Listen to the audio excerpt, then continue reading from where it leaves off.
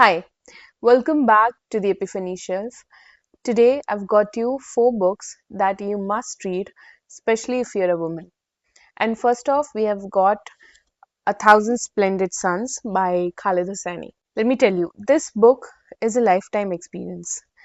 And once you read it, you are never going to forget it, no matter how old you get.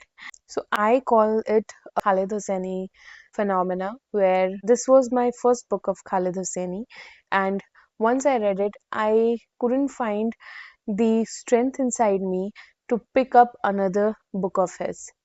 I don't know what it is, I don't know where it came from, but whenever I try to pick up his book, I feel like I should have mental state for it, a strength for it, or I should be in a closed proximity to my family, to my friends, and I should be, in a confined space so that no one can see me cry.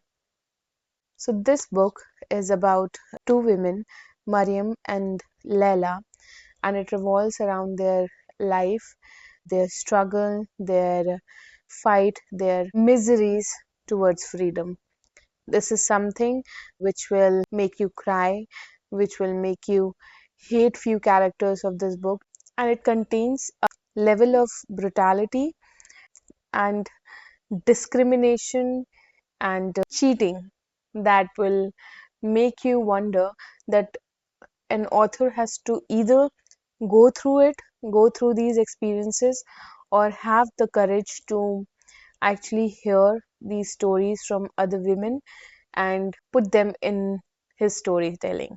That's what Khalid Hosseini has done very excellently. So, the story of Mariam and Leila is something so brave, so beautiful, and so emotional, and how they merged together, how they start living in the same household, struggles they endured together, and how they came out of it. I seriously don't want to give you any spoiler because, I personally feel that if I give you, even if I mention a single event that has happened or a single idea of this book or the things that happens in this book, I feel like I'll be ruining it for you. Every time that I see in another person reading this book, I feel like hugging them. Once I was at home bookstore and I was shopping for few books, and I saw this girl. She has this single copy of this book, and she had those highlighters and postcard and annotation notes and everything. And I felt as if, like, girl, your postcards are going to be tear stained. So, this is something that will give you a lot of trauma, and it's going to stay throughout your life with you. Next book that I've got for you is Heart Lamb by Banu Mushtaq. It's a collection of short stories of women living in Muslim communities in southern India. And this is cruel. Every story is very emotional and heart wrenching.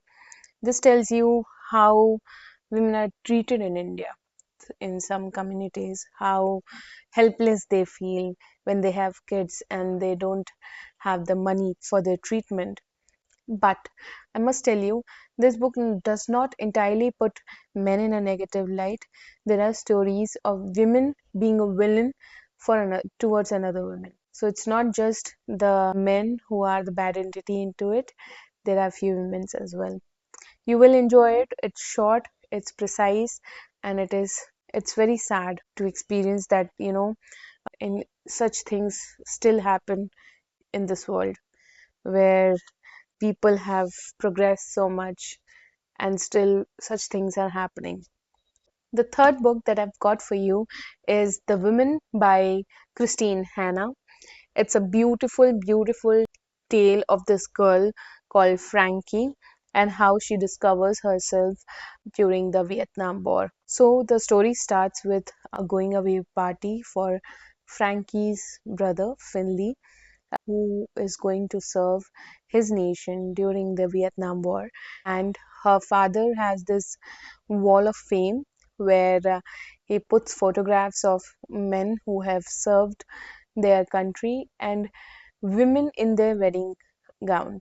So it's a family where women are considered as trophy, where they get married off to a good man and take care of the family, where they are not heard enough, or where they are not considered as someone who can take responsibility of their house or their finances or can serve their country as well. So in this party, Frankie has been staring at that wall and wondering, that why aren't any photos of women in war? And that's when a friend comes in and tells her that, there are women in war and there are women who are being registered for war.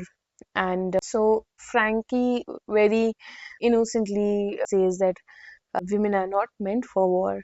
Women are not strong enough to go into the war and to serve their country.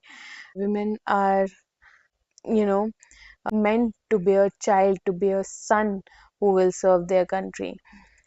That was the mindset of Frankie. And that's when the friend said, women can be heroes too, Frankie.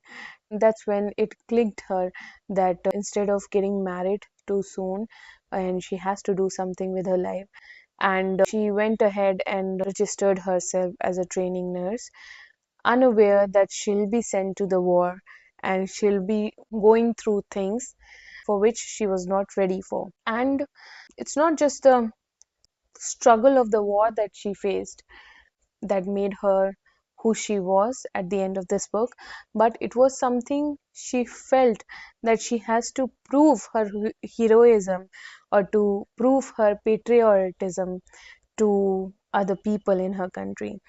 She at multiple points of this book where she has to prove that women like us were in the war as well. We were serving, we were the warrior, but people around her were like, no honey, there are no women in the war, at the war. So it's a very beautiful tale of how she struggles through being a nurse during the war and then coming back home and then being faced as a disapproval, the lack of trust, or just the sheer acceptance that, women were there, women were serving their nations as well. So, the fourth book that I've got for you is The Palace of Illusion by Chitra Banerjee. It's a retelling of the great war, Mahabharat, through the perspective of Draupadi. It's a brave retelling of the things that Draupadi went through and the retelling of the entire tale through her mindset, her helplessness, and something that she was blamed throughout her life. It's a beautiful tale. Especially Indians already know what Mahabharat is all about, mostly. I think so. But this is something that is very revolting because this is something where Draupadi talks about getting married to five Pandavas, how was the living arrangement, how she was humiliated, and her there is a hint of her feelings towards Suryaputra Karn. But yeah, it's a very beautiful tale and you should read it. That's it. These are the four books that I have curated for you guys to read.